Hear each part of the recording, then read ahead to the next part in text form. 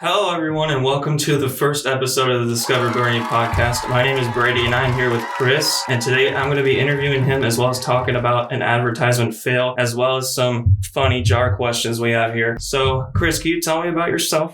Yeah. So I was originally born in Fairbanks, Alaska. My dad was in the Army, so I was born on a military base, and we pretty much moved a month or two after I was born. So I'm pretty sure if I had to live over there again, it would not be very good.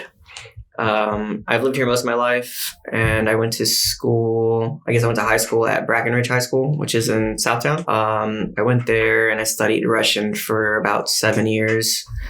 And I pretty much have just lived here most of my life. So when did you move here? Yeah, I moved here a few weeks, maybe a month after I was born. Oh, so I'm definitely not acclimated to that kind of weather anymore. I'm from Michigan, so I know a lot about cold and Yeah, for sure. I definitely prefer the cold over the heat. I when the summer comes around here, I usually just stay indoors for 3 months. Yeah, because it's hot out here. The weather here is crazy. Yeah, for sure. It'll say it's raining, it'll never rain. It'll say it's gonna snow, it'll never snow. Yeah, I feel like the meteorologists definitely get paid to guess here. Yeah, it's a coin flip, literally. Yeah, if you want to know if it's gonna rain or not, just look up. Yeah, look at the sky. Just look up. Yeah. Okay, so how did you find penguin suits? I went to a boot camp for coding. It was called Code Up. And so pretty much they have a placement team there, and they helped me get the interview with Penguin Suits. And I did some research about Penguin Suits and found out that they're a marketing agency and that they build websites and do other kind of branding. So I did a little bit of research before coming to the interview here. And after I got the interview and then was offered the job, I ended up starting to work. I've been working here for a little over a year now. And I would say it's been a lot of fun. It's definitely been a lot to learn. And within that year, there's always something new as far as the job aspect goes. So can you tell me, so what does your day-to-day look like here?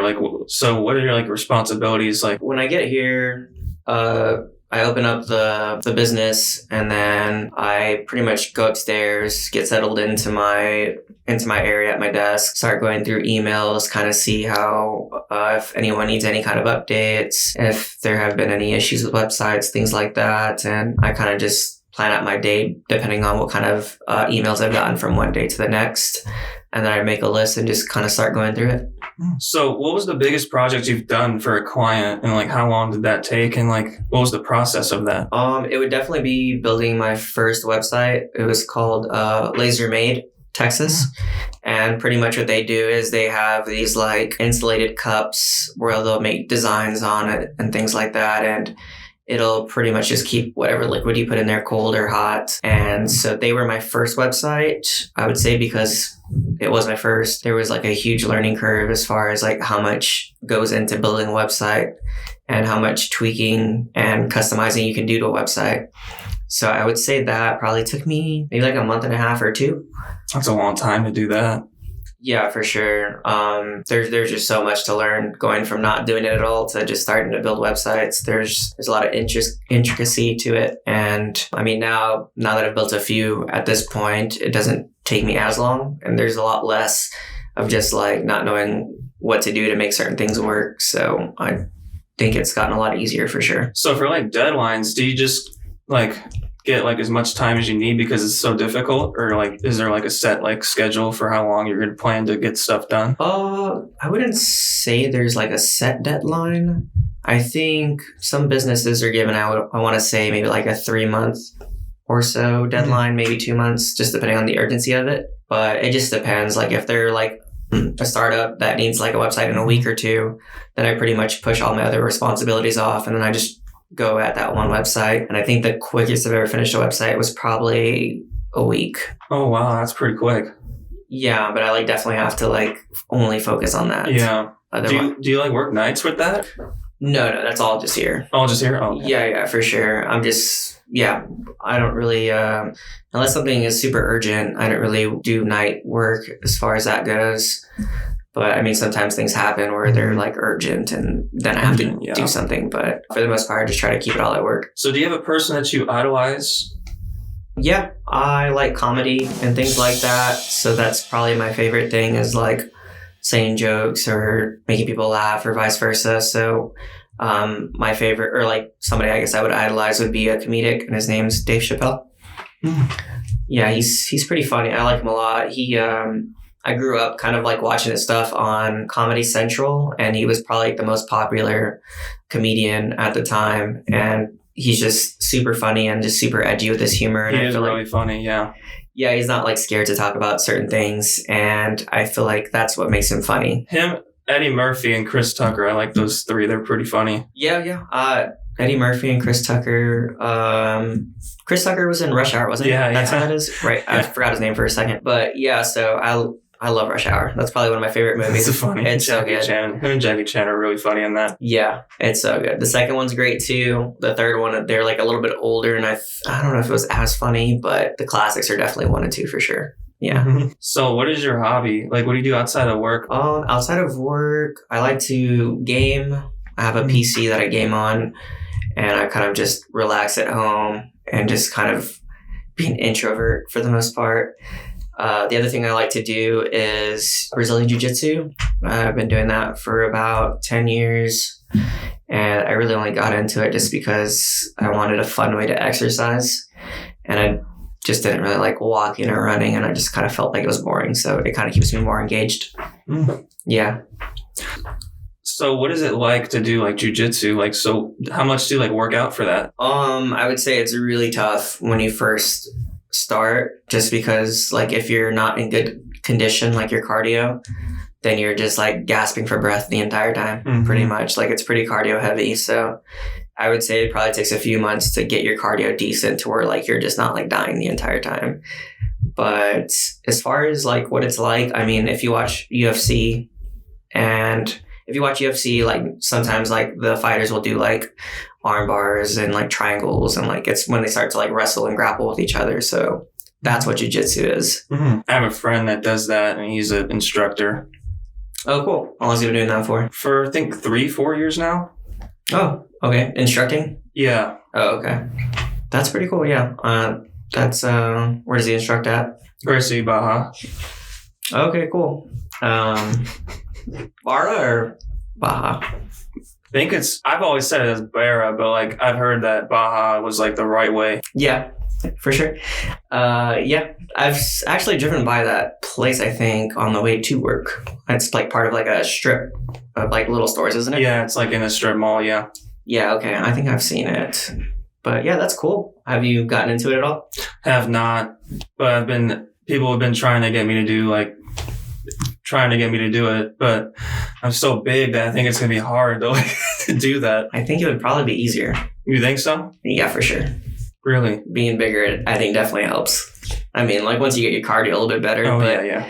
Being bigger will definitely make things easiser for you. I guess it's probably an advantage because size. Definitely. Yeah, so I mean, if you ever get around to it, it's fun if you're just looking for a way to exercise. So I heard, so what you said about your PC, did you build that or did you buy it? I built it. You built it, yeah. Yeah, I built it. I used to play on console a bunch growing up and stuff like that. Like I think I started gaming when I was like 5 or 4, like on the Super Nintendo. And I eventually got to the point where I am now, and I play on PC these days, and it's a lot of fun. I feel like it's like Legos for adults. Building a PC, you're just putting these parts together and stuff like that. That's a good way to describe it, yeah. It's a lot of fun for sure. And I don't know, I feel like it keeps me entertained, and you know, I can just have fun while just hanging out. I'm a console player, and I've tried PC, but it's so hard because the controls are way different, and it's so much more like, I have way better hand-eye coordination on the PC because I can't do that. Yeah. I mean, you can use the controller on the PC, though. Well, yeah, but that too. It's kind of like cheating. Yeah. I mean, it just depends. Sometimes if you just want to casually game, if like I'm casually gaming, I'll use my controller, but like if I'm being a little more competitive, then I'll use the mouse and keyboard. But yeah, either way. So we're going to use this jar here. It has a bunch of random questions in it. So I'm going to pull one. Okay. So if you got to choose your name, what would it be and why? Choose my name? Yeah. It's an interesting question. choose my name. I don't know. That's hard. It'd probably be like some sort of ancient Greek name, I think. I don't know. We'll go with Matthias or something. I don't know. I always thought Greek names are kind of cool. Like those old god names like Poseidon, Zeus, stuff like that. I think that's pretty interesting. Like that whole, structure of gods and whatever. So something like that probably. Let's see. So the question I pulled for you, if you were in a house fire and could save one materialistic item, what would it be? Materialistic item. Probably be like, I was given like a stuffed animal a long time ago that's like really old. Like it's like my mom had it and then her mom had it. It was like a very like, it's like passing down kind of stuffed animal. And it's old. It's like a stuffed cat, but it's like an antique, like little thing. Oh, okay. And it's kind of like important to me because, I grew up with it, but then like it just sits on a shelf now, but like it's kind of valuable because it's been through my family like forever. So it's kind of like it's a cat? Yeah. Oh, okay. Does it like have like an eye missing at this point? I would assume since it's like super old. It does have like marble eyes, but they are beat up. It is beat up. Like it's like very beat up. I'm trying to wonder how that would look being passed down through that many generations. Like it's got to have like a few little bumps and bruises. It's very beat up. Yeah. Nice. Yeah. That's how you know it's authentic. Mm-hmm. But yeah, that's pretty cool. Yeah. So I'm going to go into the next segment. It's called the disrespectful marketing segment. And we're going to talk about one in particular instance. It's the Burger King tweet where they tweeted about how women belong in the kitchen.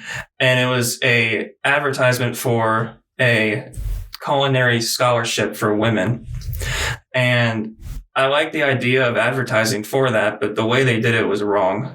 I think because a lot of people are going to view it as like a canceling thing, like it's like cancel culture kind of got onto it real quick. Yeah, for sure, absolutely. I mean, it being a culinary scholarship, I think that is cool for them to just give money away to people to learn how to maybe do something that they're interested in or like pursue a passion or whatever. But I feel like them saying that women belong in the kitchen and this is why they should have this scholarship is a bit intense. Probably the wrong way to go about it. It's just, I hate laughing at it, but it's like so bad that like, I don't know how the marketing team thought it was even okay to do that. Yeah, for sure. I mean, you would think there'd be at least one person that would be like, no, it's probably a pretty bad idea to do something like this. I mean, most people these days are a lot more conscious about like doing anything really, just thinking how it would affect other people or who this might offend and things like that. At least I feel like people are more conscious about that kind of stuff.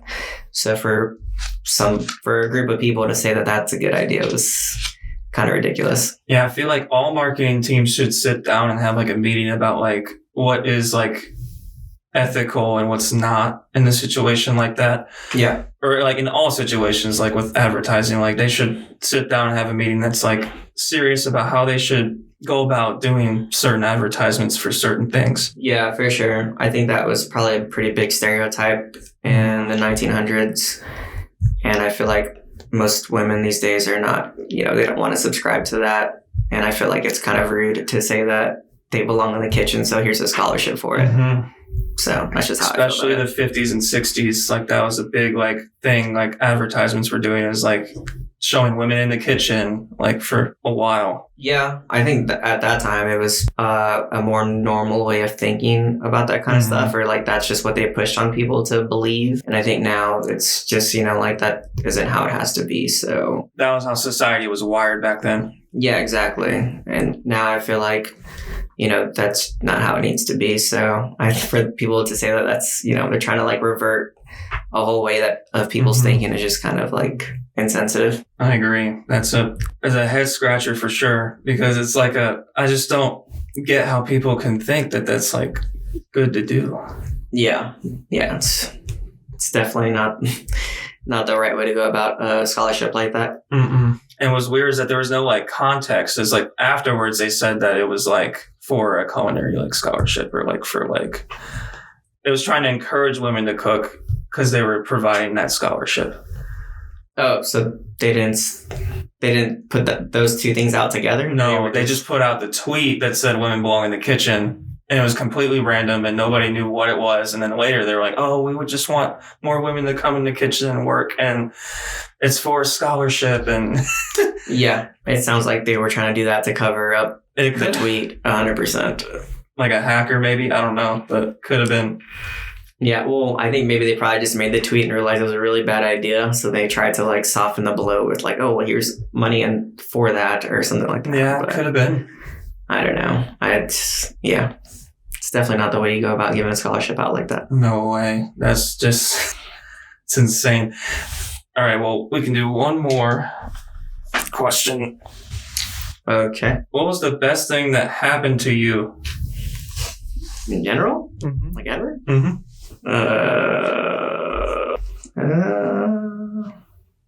It's a pretty loaded question. Mm-hmm. What's the best thing that ever happened to me?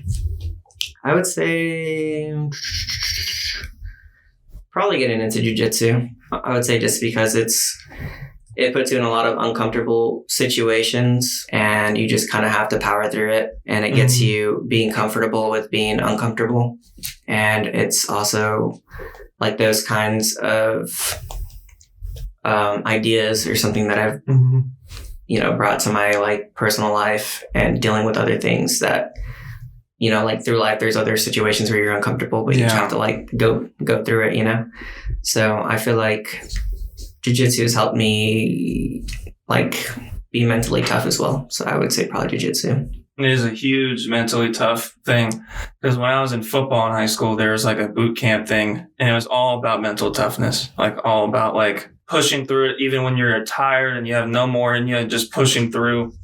Yeah, for sure. So it's definitely helped. It's definitely like a model that I've kind of lived my life on as well. So I would say probably jiu-jitsu for sure. But let me pull one of these out here and see what you get. Oh, I got you. I'm grabbing the bottom one. All right. Do you have a secret talent? Can you do it right now? I mean, I learned that I'm okay at doing like some impressions of people and like things like that. Like cartoons and stuff like that. Like which cartoons? Like I could do like Scooby a little bit. Do you want to try that? I can try it. Sure. Oh, zoinks, Scoob. Yeah, that was pretty good. Or even like Mickey, like. Yeah, those are classics for sure. I definitely felt like I was watching the show with the Scooby-Doo one. It's really good. You can be honest. Oh yeah, this is a side note. So anybody that was listening to these questions, I'm going to put them up on like the screen when I edit it, and I can put in these questions and you can answer them too in the comments. Oh, that'd be cool. Yeah, I'll do one more. We gotta get in there for it. Mm-hmm. What TV show would you want to be in? Which one would you not want to be in? Ooh, TV show? I think that Hunter x Hunter would be a cool one to be in. Just because I'm into anime and stuff like that. And I think Hunter x Hunter would be a good one just because there's just like a lot of overcoming certain situations, and just like the whole plot of the story is just really good for sure. One that I wouldn't want to be in is probably maybe just a zombie one or something. Because like, I don't know, being eaten alive doesn't sound like a good one. But yeah. I guess I can pull one more for you. Because I pulled two earlier. Who was your first celebrity crush, and are you into them? My first celebrity crush. This is tough. I don't know if you ever watched High School Musical, but I think it was probably Sharpay for a long time. I've definitely seen it before. I might have repressed it. It was like when I was like 6. Yeah, for sure. So, I mean, like a lot of, Yeah, for sure. People probably crushed on her in like a lot of those shows back then. Like, even like, what was the other show she was in? That must have been a real sensitive age for you. Yeah. A lot going on. Yeah.